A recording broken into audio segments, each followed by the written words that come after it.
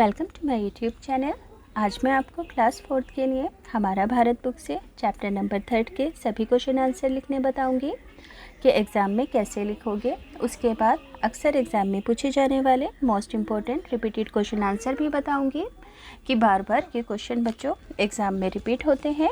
तो बच्चों चैप्टर को पढ़ने से पहले इन चारों डायरेक्शन को समझना बहुत ज़रूरी है, क्योंकि बच्चों इन चारों ही डायरेक्शन के बिना आप इस पूरी ही बुक को नहीं समझ पाओगे, ना ही एग्ज़ाम में किसी क्वेश्चन का आंसर दे पाओगे। तो आप सभी बच्चे जानते हैं सभी दिशाएं 4 दिशाएं होती हैं। क्या नाम है इनके? पूर्व, पश्चिम, उत्तर और दक्षिण।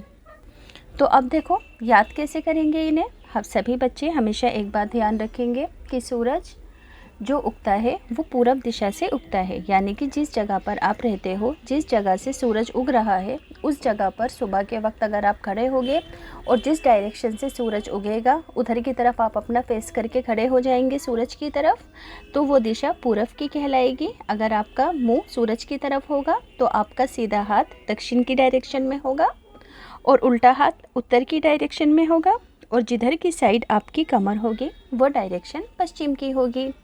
तो उम्मीद करती हूँ सभी बच्चे अच्छे से समझ गए होंगे। अब बच्चों एग्जाम के लिए पहला इंपॉर्टेंट क्वेश्चन है, आपसे पूछा जा सकता है कि पर्वत क्या है। तो डेफिनेशन में क्या लिखोगे कि पृथ्वी पर बहुत ऊंचे उठे भूभाग यानी कि ज़मीन के हिस्से को पर्वत कहते हैं। याद रखोगे कि पृथ्वी पर बहुत ऊंचे उठे भूभाग को पर्वत कहते हैं। भूभाग यानी कि ज़मीन का हिस्सा। इनमें नोकीली चोटियाँ होती हैं और तेज़ ढाल होते हैं तथा गहरी घाटियाँ भी होती हैं। तो सभी बच्चे इंपॉर्टेंट क्वेश्चन है, ध्यान से लिख लेंगे। अब बच्चों इस चैप्टर के हैं फिलअप्स, पर फिलअप्स से पहले अगर आपसे पहले फिलअप्स करवा देती हूँ। तो फिलअप्स है भारत के उत्तर में हिमालय पर्वतमाला है। बच्चों देखो उत्तर भारत में उत्तर की दिशा ऊपर की साइड होती है और ऊपर की साइड ही हिमालय के पर्वत हैं। और बच्चों राजस्थान में अरावली नाम के पर्वत हैं। गंगा नदी गंगोत्री के गोमुख से निकलती है। कश्मीर में डल झील है। अरुणाचल के कुछ आदिवासी झूम खेती करते हैं। अब बच्चों कुछ मैचिंग है, जैसे कि जम्मू कश्मीर में केसर की खेती की जाती है। हिमाचल प्रदेश के अंदर कुल्लू और मनाली जगह हैं। अरुणाचल प्रदेश के अंदर याक और मिथुन जानवर पाए जाते हैं पशु। उत्तराखंड के अंदर गंगोत्री और गोमुख नामक के स्थान हैं। आसाम के अंदर बच्चों चाय की खेती की जाती है। अब है राइट रॉन्ग। भारत में सबसे पहले सूरज बच्चों कहाँ पर उगता है? अरुणाचल प्रदेश में उगता है। तो बिल्कुल सही है, अरुण का मतलब ही सूरज होता है। अरुणाचल प्रदेश में बारिश बहुत कम होती है, तो बिल्कुल गलत बात है, क्योंकि यहाँ पर बच्चों बहुत ज़्यादा बारिश होती है।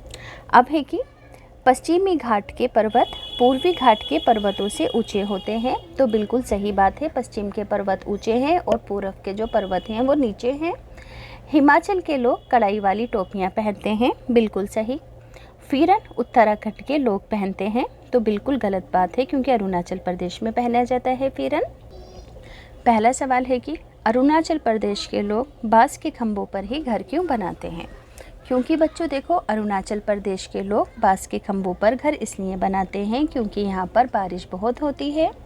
उनके घर के फर्श जो होते हैं ज़मीन से ऊपर होते हैं, ताकि पानी नीचे ही नीचे निकल जाए और उनके घरों में बारिश का पानी ना बहे। तो इसी वजह से वो घर बांस के खंभों के ऊपर बनाते हैं। अगला सवाल है कि राजस्थान में कौन सी पर्वतमाला पाई जाती है? तो अभी बताया था मैंने, राजस्थान में अरावली पर्वतमाला पाई जाती है। बुग्याल किसे कहते हैं और ये किस राज्य में पाए जाते हैं?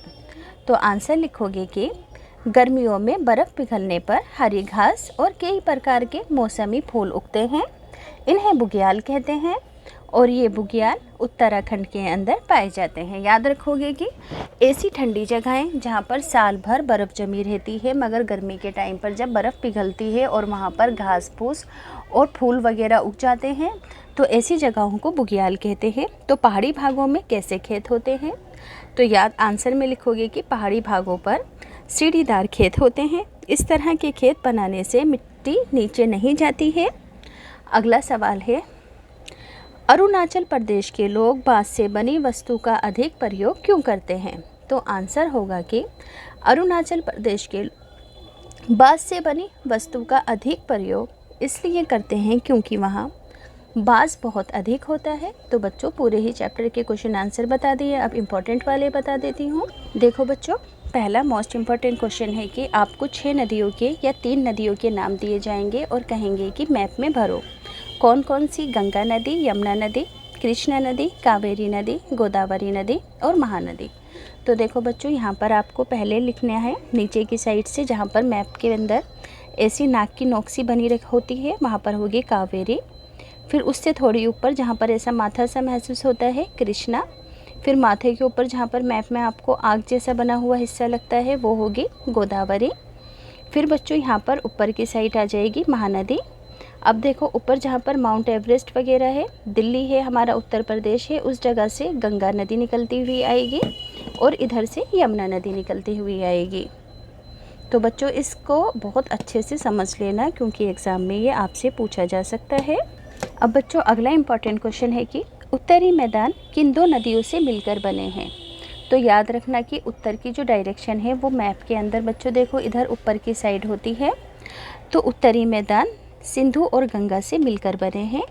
भाखड़ा नागल बांध कौन सी नदी पर बना है। तो हमेशा याद रखना इम्पॉर्टेंट क्वेश्चन है कि सतलुज नदी के ऊपर बना है भाखड़ा नागल डैम। स्वर्ण मंदिर कहाँ पर है। तो बच्चों अमृतसर के अंदर है। अब बच्चों फिलप्स हैं, आगे बच्चों फिलप्स हैं। पहाड़ों में बर्फ़ पिघलने से नदी का जन्म होता है। नर्मदा व ताप्ती नदियाँ अरब सागर में गिरती हैं।